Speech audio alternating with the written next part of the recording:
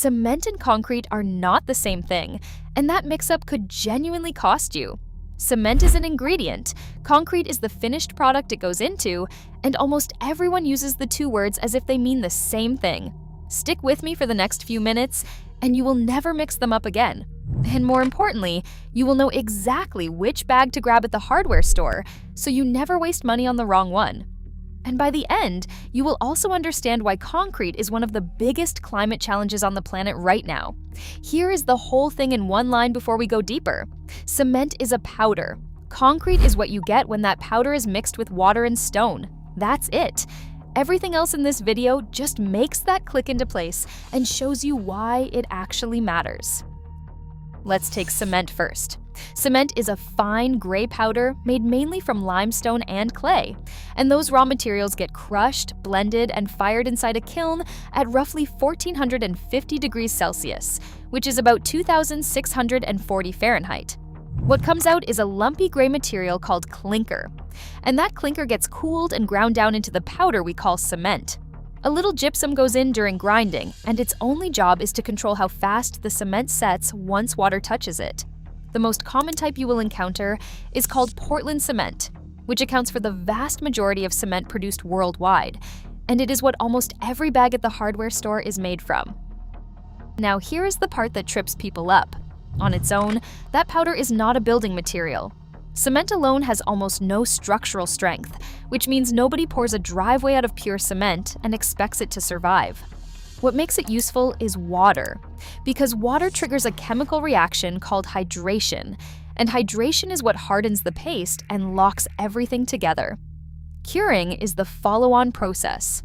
It is the period after the mix is placed where that hydration reaction continues to completion, building strength over days and weeks. So think of cement as the glue. It is the binder, and it is only one piece of a bigger recipe. That bigger recipe is concrete. Concrete is a composite, which just means several ingredients working as a team.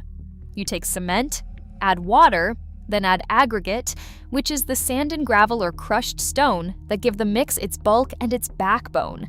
The cement paste coats all of it and binds it into one solid mass as it cures. By volume, the recipe is mostly stone and sand, then cement, then water in that order. And those ratios are not a suggestion, they decide how good your concrete turns out. Water is the sneakiest part of the whole thing. Too much, and you weaken the final result. Too little, and the mix turns stiff and almost impossible to work with. So nailing that balance is half the job. Contractors and engineers sometimes adjust workability using admixtures. Chemical additives like plasticizers that let you tweak the mix without throwing the water ratio off. Strength gets measured in pounds per square inch, and the range tells the story. A basic residential sidewalk usually lands around 3,500 psi, while the concrete holding up a high-rise might hit 6,000 or higher, all from tuning the same handful of ingredients. For structural applications, anything load-bearing, that concrete is almost always reinforced concrete, meaning steel rebar is embedded inside it to handle the tension forces that concrete alone cannot resist. Here's the easiest way to lock this in for good. Cement is to concrete what flour is to a cake. You would never call a birthday cake a lump of flour, even though flour is in there doing real work. And in the same way, you should never call a sidewalk cement, because what you are actually looking at is concrete. Cement is the ingredient. Concrete is the result. That one sentence clears up a mix-up that has been floating around for a very long time. This is exactly where it hits your wallet. Walk into a hardware store to pour a slab, and you do not want a bag of straight cement, you want a ready-mix concrete product, something like Quikrete or Secrete, that already has the aggregate blended in and meets standard ASTM specifications for the application. Grabbing the wrong one is how a weekend project becomes a crumbling mess a few months later. Straight cement powder belongs in grout or gets mixed with sand to make mortar for holding bricks and stone, which is a completely different job from pouring something you plan to walk on. Remember that one distinction and you have already saved yourself a wasted trip and a wasted bag. Once the difference clicks, the history gets genuinely fun. The Romans were making cement roughly 2,000 years ago, and the words cement, concrete, and mortar all come straight from Latin.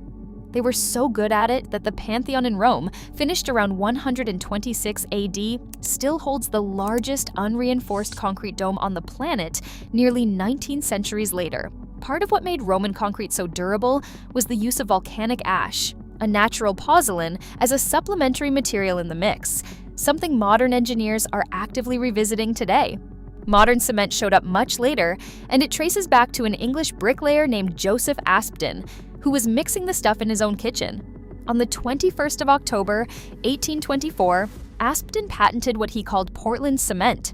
The name was a marketing move that worked, because he thought the hardened material looked like Portland stone, a high-quality stone quarried on the Isle of Portland in England, and borrowing that reputation helped his business take off. His son William Aspdin pushed the process further in the 1840s with hotter firing and better grinding, and that refined version is still the most widely used cement in the world today. One last thing, because it shows you the sheer scale of what we are talking about, and explains why concrete is one of the biggest climate challenges on Earth right now. Concrete is the second most consumed substance on the entire planet, beaten only by water. Every year, the world uses roughly 3 tons of it for every person alive, which is more than every other building material combined, times 2. That scale carries a real cost, because producing the Portland cement inside all that concrete accounts for somewhere around 7 to 8% of global carbon dioxide emissions. That is why so much research right now is going into replacing a portion of the cement in each mix with supplementary cementitious materials like fly ash, a byproduct of coal power plants, or ground slag, which can cut emissions significantly while actually improving long-term strength. So next time someone points at a foundation and calls it cement, you will know better. Cement is the powder, the binder, the ingredient. Concrete is the finished, aggregate-filled material our roads, bridges, sidewalks, and cities are built from. Now that you know exactly what separates them, the real question is why all that concrete eventually cracks, and how you stop it. And that is the video I would watch next.